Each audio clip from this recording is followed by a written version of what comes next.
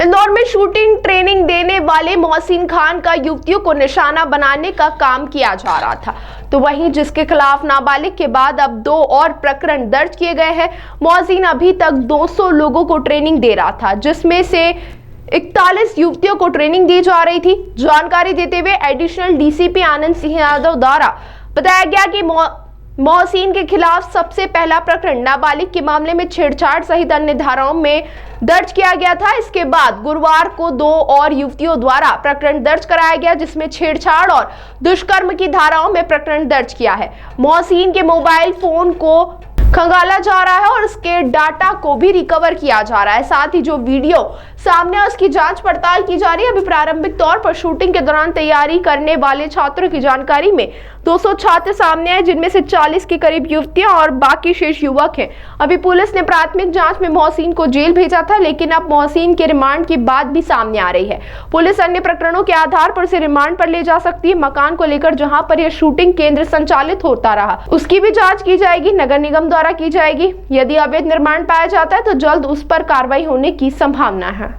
अन्नपूर्णा थाना क्षेत्र में आरोपी मोहसिन, जो कि एक शूटिंग एकेडमी चलाता था, राइफल शूटिंग की ट्रेनिंग देने का काम कर रहा था, उसमें एक शिकायत 2 दिन पहले दर्ज की गई थी। उसके बाद कल 2 युवतियों ने और शिकायत दर्ज कराई है, जिसमें एक ने उसमें छेड़खानी की बात बताई है और दूसरी युवती ने बताया है कि उसको प्रलोभन दिया था कि तेरा करियर बना दूंगा, एकेडमी खुलवा दूंगा। इस बात का उसको लालच देकर उसके साथ में दुष्कर्म किया है, शारीरिक शोषण किया है उसका। तो दोनों ही मामलों में हमने पृथक एफआईआर दर्ज किए हैं और उसमें हमारी टीम, विशेष टीम इन्वेस्टिगेशन लगातार कर रही है।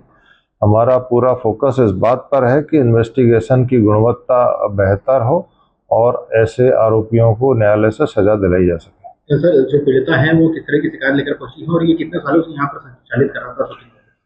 जो हमारे इन्वेस्टिगेशन में तथ्य आए हैं उसके अनुसार 2016-17 से उक्त परिसर को एक प्रहलाद मिश्रा नामक जो व्यक्ति हैं, उनका परिसर है, उनसे किराए पे लिया था और तभी से संचालन इसका कर रहे थे। जो दस्तावेज जब्त हुए हैं विवेचना के दौरान मौके से, उसके अनुसार 201 लोगों का रिकॉर्ड मिला है जिन्होंने अभी तक इस परिसर में ट्रेनिंग ली है।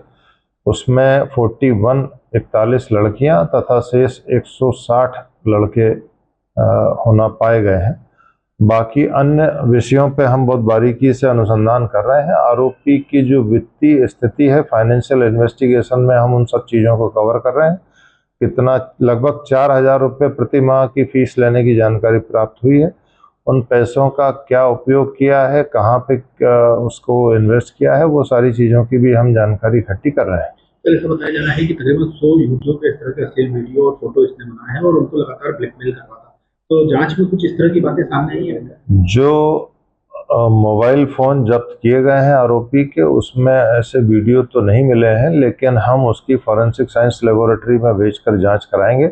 अगर कुछ डाटा उसमें से डिलीट किया है तो वो पुनः रिट्रीव होगा और उसके अनुसार फिर जो अगर ऐसे कुछ उसमें डॉक्यूमेंट या कुछ ऐसे वीडियो या फ़ोटो पाए जाते हैं तो उनको हम प्रकरण के हित में जो हमें उपयोगी होंगे उनको हम उपयोग करेंगे।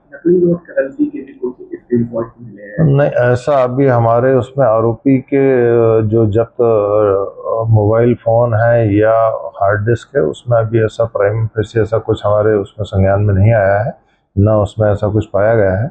लेकिन जो प्रथम एफआईआर हुई थी, उसमें जो युवती ने एफआईआर दर्ज कराई थी, उसने ज़रूर अपने मोबाइल से कुछ वीडियो बनाए थे आरोपी के अन्य कुछ लड़कियों के साथ। उनको हमने वजह सबूत में साक्ष्य के तौर पर हमने इस्तेमाल किया है प्रकरण के हित में। बाकी अन्य सभी चीज़ों को हम बहुत बारीकी से अध्ययन कर रहे हैं। हर छोटी से छोटी चीज़ को हम एविडेंस के तौर पर कलेक्ट कर रहे हैं ताकि आरोपी को सजा दिलाई जा सके। इसमें कुल 3 एफआईआर हुई हैं। पहली एफआईआर जो हुई थी वो छेड़खानी और बैड टच से संबंधित थी। इसके बाद कल 2 एफआईआर और हुई हैं, जिसमें एक छेड़खानी तथा दूसरी शारीरिक शोषण से संबंधित है। तीनों एफआईआरों में हम हमारी स्पेशल टीम जो है वो लगी हुई है इन्वेस्टिगेशन पर। सभी विषयों को बहुत गहनता से और पूरी गंभीरता से हम अनुसंधान कर रहे हैं। अभी तक जो हमें जानकारी मिली है, जो सोशल मीडिया अकाउंट्स या अन्य जो सोर्सेस से हमने जानकारी इकट्ठी की है, उसमें ये अपने परिवार से भी पूर्णतः कट ऑफ था तथा ऐसा कोई घनिष्ठ मित्र या सहयोगी भी अभी तक ज्ञात नहीं हुआ है जो इसके साथ रहता हो या इसको किसी इसकी गतिविधि में सहयोग करता हो। लेकिन अभी इस मामले में हमें पूछताछ करना है, काफ़ी चीज़ों का अभी इन्वेस्टिगेशन बाकी है, तो उसके बाद ही सही स्थिति ज्ञात हो सकती है। सामने आया उससे पैसों की डिमांड करी हो या वीडियो वायरल करने की? कल जो 2 FIR हुई हैं उसमें एक FIR जो हुई है वो युवती अभी रिसेंटली उसकी शादी हुई है, उसने ही बताया है।